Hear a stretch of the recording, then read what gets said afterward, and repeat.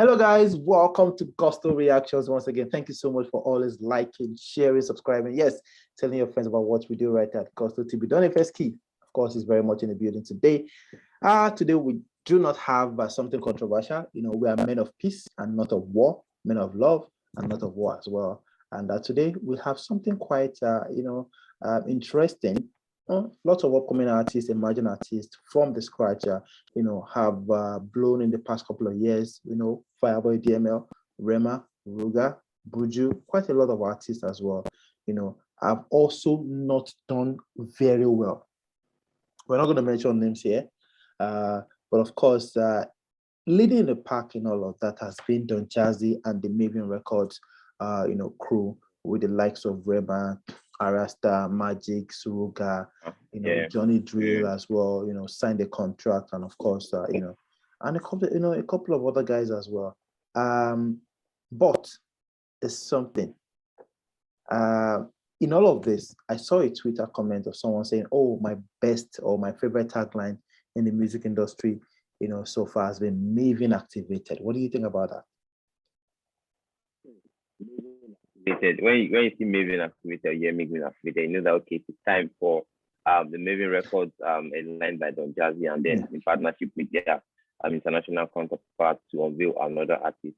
I think there's now a new MAVIN 4.0 right now, because them two after we were like the MAVIN 1.0, and then we've got them the likes of them Ricardo Banks with them at that time, and then they moved on to the likes of them Korede Bello at some point, them DJ and Co. And then we got the Rema and then the likes, and then we got the Ruga and everything, the Johnny Drill. And right now it is another era of the MAVINs with Boy Spice.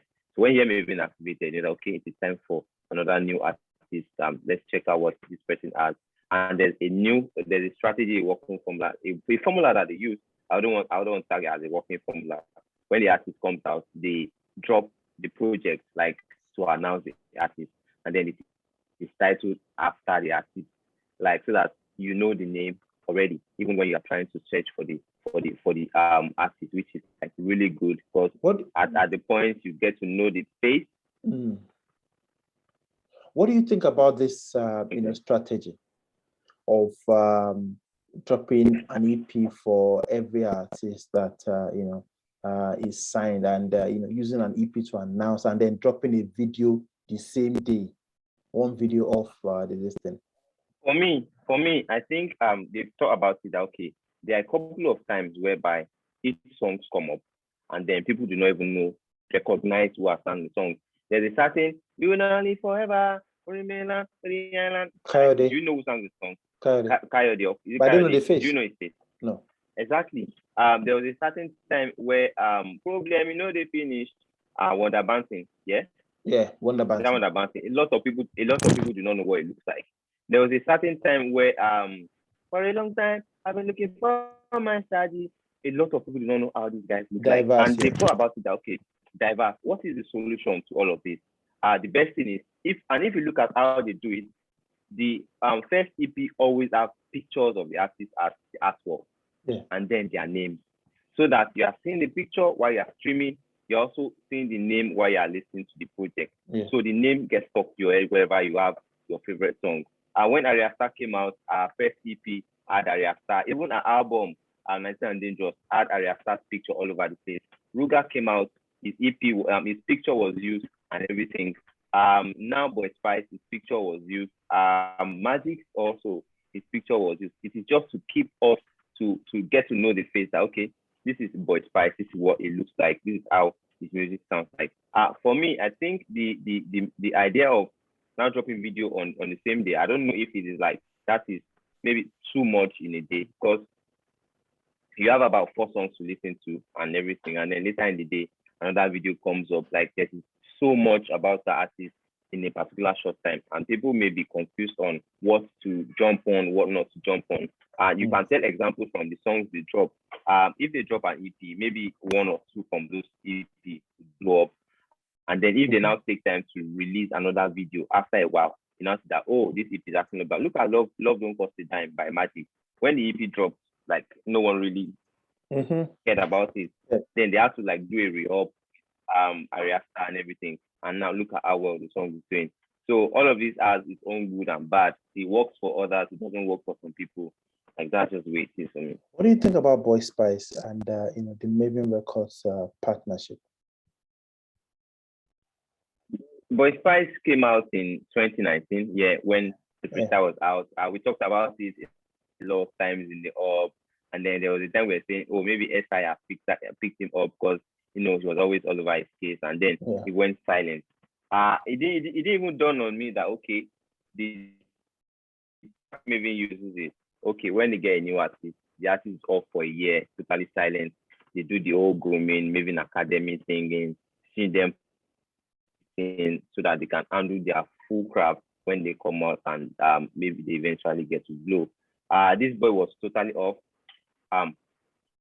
all through the time when he was signed to MAVIN, even though he was just having a couple of public appearances and all of that. But then for me, I think this new project that they dropped, but sincerely, I kind of feel like the sound has changed from the innocent, genuine sound of Boy Spice in 2020 or 2019, as at that time where he was doing the freestyle and everything. Like if you listen to those freestyles again, they are still up on his page rather. If you check them out, the freestyles, and then listen to the new song, you notice okay, it's still the same boy, but then there's too much spice. His name is Boy Spice.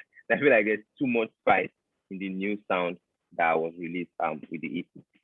Okay, there's like you talked about, it seems it's a MAVIN 4.0 thing, and it's a new dispensation. There are a lot of artists now under the MAVIN Records umbrella.